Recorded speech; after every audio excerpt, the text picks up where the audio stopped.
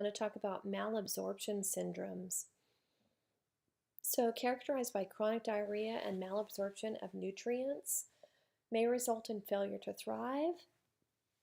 You have different classifications: digestive defects, which are conditions where enzymes are necessary for digestion um, and are diminished or absent. So, an example would be cystic fibrosis. Then you have absorptive defects, which is the intestinal mucosa transport system is impaired. So, for example, celiac disease. And then you have anatomic defects such as extensive resection of the bowel or short bowel syndrome. As somebody who had ulcerative colitis and had bowel removal, or Crohn's disease, and there's some bowel removal, you might have malabsorption due to removal of the area that absorbs nutrients. I'm really going to touch on celiac disease, also known as gluten-induced enteropathy or celiac sprue. This is a permanent GI intolerance to dietary wheat and related proteins. And this is gluten intolerance. The treatment is, well, before I get to treatment, let me get to pathophysiology. So you've got genetic predisposition, and then so the symptoms of the celiac disease appear when solid foods are introduced into the diet between 1 and 5 years old. And then there are some intestinal symptoms are common in children within the first 2 years of life. But their symptoms might include failure to thrive, chronic diarrhea, abdominal distension, pain, muscle wasting.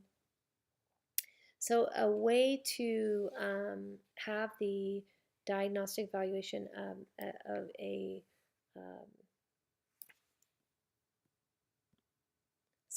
an easy way for diagnosis is serologic blood test for tissue transglutaminase,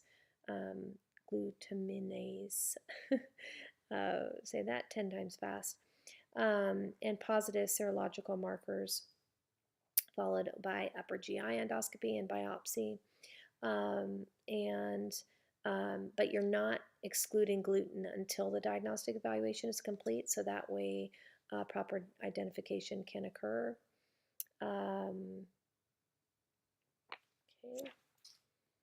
Then here is a picture of the pathophysiology that occurs. Oops. And your therapeutic management is pretty easy. It's staying away from gluten. Even though it's considered a chronic disease, and the most severe symptoms can occur in childhood and again in adult life, those that comply with dietary management remain free of symptoms and complications. But children do need to be evaluated annually for any nutritional deficiencies or impaired growth, delayed puberty. Now we live in a time where there are many gluten-free options, including pastas and pizzas and crackers and bread that are many of children's favorite foods. But the strict dietary routine is helpful to decrease any inflammation. Short bowel syndrome, that's the malabsorption disorder resulting from decreased mucosal surface. The nutritional therapy,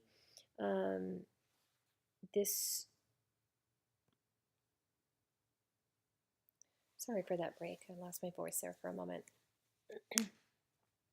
So malabsorption, let me start off with short bowel syndrome.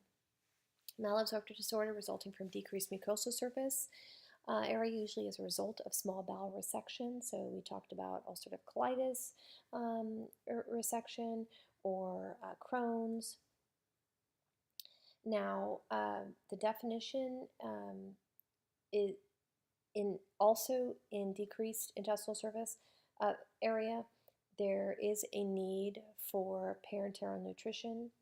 Now, children on parenteral nutrition have a lower survival rate. So the best treatment one can get for the management for preserving the length of bowel as possible during surgery is to maintain the optimal nutritional status while the intestinal adaptation occurs. Nutritional support is the long-term focus. The initial phase of therapy includes the parenteral nutrition, the second introduction of enteral feedings, which is as soon as possible. And then all foods attempting to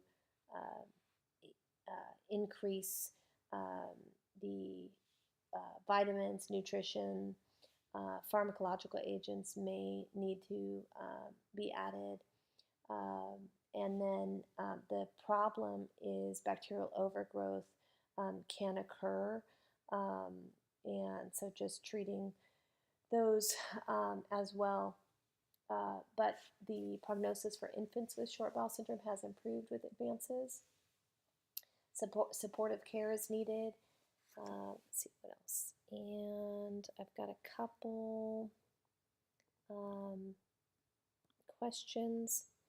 So a 7-year-old child with acute diarrhea has been rehydrated with oral rehydration therapy. Which of the following changes in the child's diet should the nurse recommend? So brat diet is something of the past. It is a child and you want to try to do a regular diet as much as possible and go with what the child wants to eat.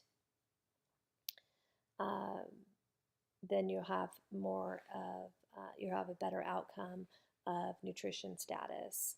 And children have a way with understanding what their bodies need and can tolerate and not tolerate. And then I'll let you go through the rest of the case studies for that area. Okay, we're done.